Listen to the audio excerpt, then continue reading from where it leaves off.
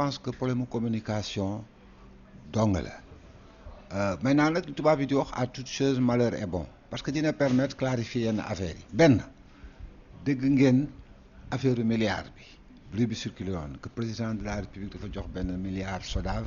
ñu nëbb ko ngembal ko je crois que depuis quelques jours leer na nañ parce que waxtaan nañu devant le ministre que SODAV mun masuñu jot milliard boobu mun loo ngembal nag loo jotul loolu leer na tey bés ni ki tey c'est fini. Deuxièmement ñu ne quelquefois oui deuxième assemblée générale bi ñun yëguñu ko dañoo écarté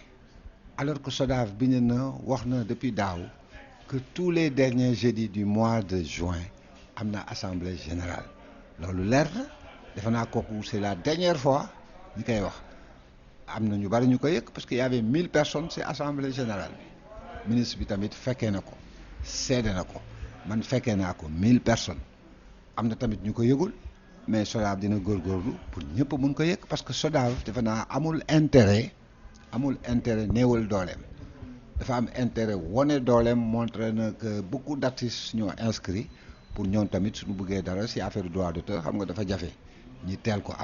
amul benn intérêt donc kooku problème de communication la ñetteel bi mooy problème de perception yi dégg ngeen ñuy wax ne que voilà ñoom li ñu doon gagné ci BCA moo ëpp non li wóor ba wóor mooy que ne SODAV li muy percevoir tey moo ëpp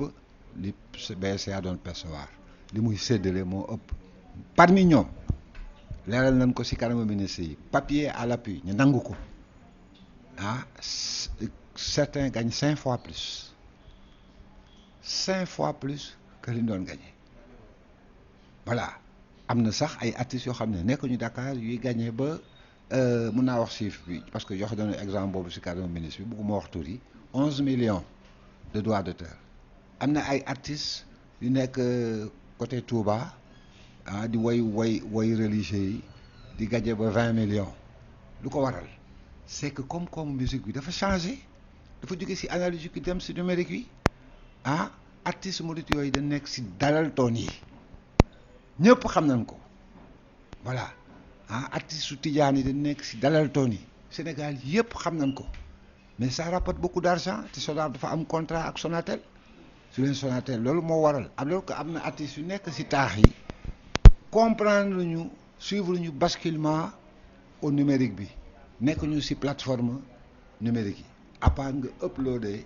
yow sa vidéo ci YouTube pour am ci ay vues te xamuloo ne sax YouTube da nga koy monétiser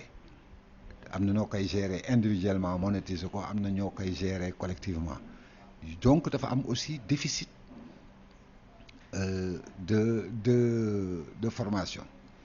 voilà moo tax bi loolu amee bi ministre bi maa ngi koy gërëm ci initiative bi jëlee initiative woo leen pour jéem leen jubale ba nu waxtaanee ba pare man ci ñoom laa bokk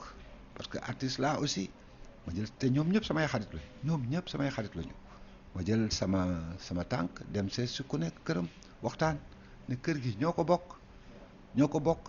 da ngeen di xool progrès yi am na ay doyadi ci affaire communication mais nañu seet nu ñuy améliorer loolu rek jeex na mais encourager kër gi parce que lii ñëw moo gën parce que record de perception bi SODAV baat droit étranger yi sax bokkuñu ci dañ ko aj depuis ñetti at parce que BCA dafa amoon contrat de réciprocité ak SACEM ba mu changé il fallait que mu signer SODAV signer benn contrat de réciprocité ak SACEM mais contrat de réciprocité bi dafa am ay clauses yoo xam ne ça n'arrange pas les artistes d'ici SODAV mi ngi koy négocier jël na avocat international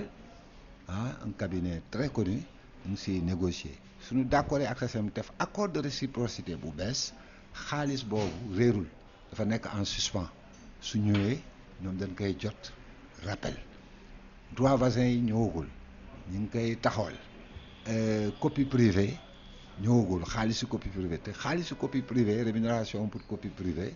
moo ëpp xaalisu droit d'auteur donc lii ñëw moo gën société buy progresser quand même su doon sax société bu déficitaire la wala di dellu ginnaaw da nga koy encourager mu jëm kanam ne ko nag soo defaree lii defar lii mu gën defe naa loolu moo war a nekk démarche bi waa SODAV tamit wax dëgg yàlla xam naa si dara parce que damay suivre situation presque quotidiennement ñu ngi góorgóorlu bu baax mais bu ñu ne rek nit yi war nañu deviner yi ñuy góorgóorloo dañu war a yokk seen communication lu nu nekk expliquer ko artistes yi li leen nekk li leen di xeexal parce que ku comprendrewul mun nga ñaaw njort te mooy indi ay situation yu mel nii mais je crois que au fond daal vraiment situation bi grawul dinañu toogaat man je vais faire le médiateur pour ça toogaat ak ñoom waxtaan calmement su la am ne leen bon si communication lii la ñu décider def yéen lan ngeen si xalaat pour ñu yokk ko mais bonne proposition yi ñuy def ñu jël ko dugal parce que vraiment fii art bi bari na problème yoo xamee ne artistes yi nu gënee ànd rek gën a am doole